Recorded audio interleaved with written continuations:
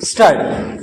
Sir, I shall deal with the question straightway. So far as permanent or temporary workers are concerned, the provision specifies the period of service, and it has been further defined that many days of service constitute continuous service for a year.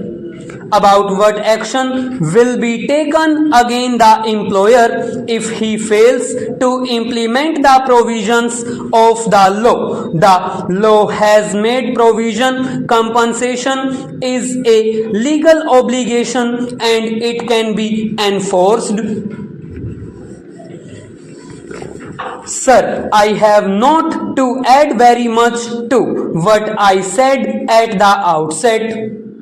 I find that the reactions to the proposed legislation proceed from two different and opposite angles, and if I may submit, the two extreme views put forward are based on some kind of misunderstanding or imperfection. Understanding of the aims of this legislation and the ends which are sought to be achieved through. They are limited aims. They are twofold aims. Firstly, coming to the views expressed by my honorable friend Dr. Mukherjee, the question was viewed chiefly from the interests of the industry, and from the other side, the question was viewed chiefly from the interests of workers.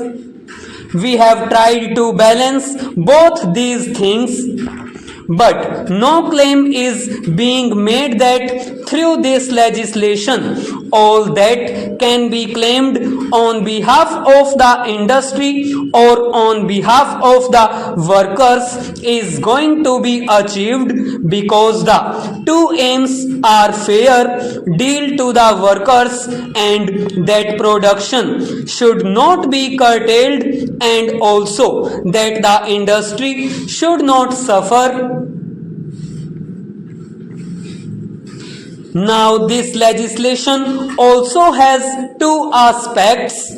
One is the attempt to prevent closure through the deterrent effect of these provisions, that it is a good deal of substances in this approach will be evident from the fact that in the first case, when an ordinance was promulgated, a number of closures which had threatened actual did not materialize. This means that sometimes the closures were not really so very necessary and there were no compelling reasons. There may be some consideration of avoidance of a little loss in time when there is depression, when one can do without additional production and things like that. The limited interest of a particular individual employer and not the larger national interest concerning production or the interest of the employees may perhaps be the consideration. In these cases, this legislation has a salutary effect. It will still have that effect when we pass this law now. But if either the workers or those who are very keen to have no curtailment of production think that this is going to stop closures, it is not so. Other things have to be done in order to prevent closures which are preventable. Some suggestions have been made by my honorable friend here. They are very good suggestions, but they do not directly concern us here. We have to do other things. We have got the Industries Development and Regulation Act, and we can put into use the various provisions of that act also. Something of that kind was done before in the case of one concern to which my honorable friend there made a reference. I may inform the House that even in the case of the closures which have occurred and regarding which we receive information, we started acting. I believe that some inquiries are in progress, and it is quite possible that where this legislation which we are going to pass may not come to our rescue, something else may possibly be done.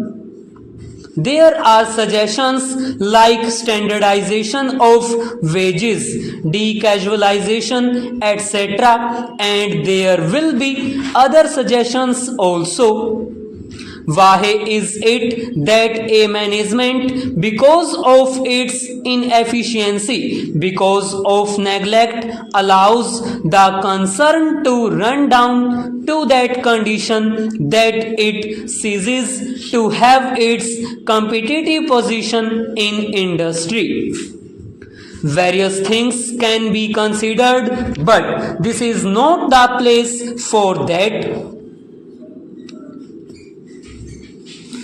Similarly, so far as employers are concerned, something is being done on their behalf.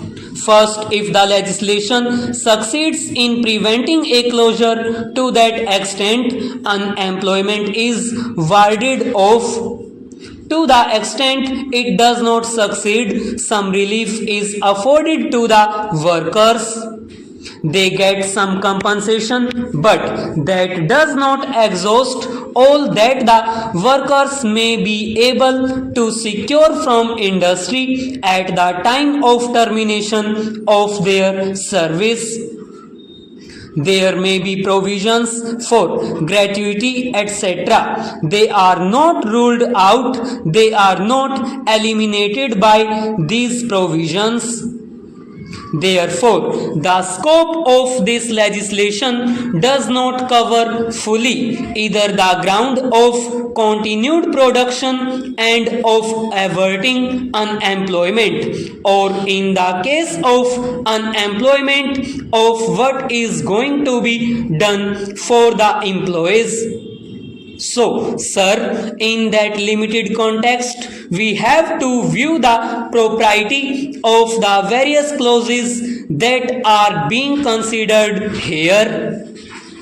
Regarding some specific points made, it was argued that we have brought this bill at the fag end of the session, and therefore we are not giving enough time for consideration. That is a question which depends upon the convenience of the House.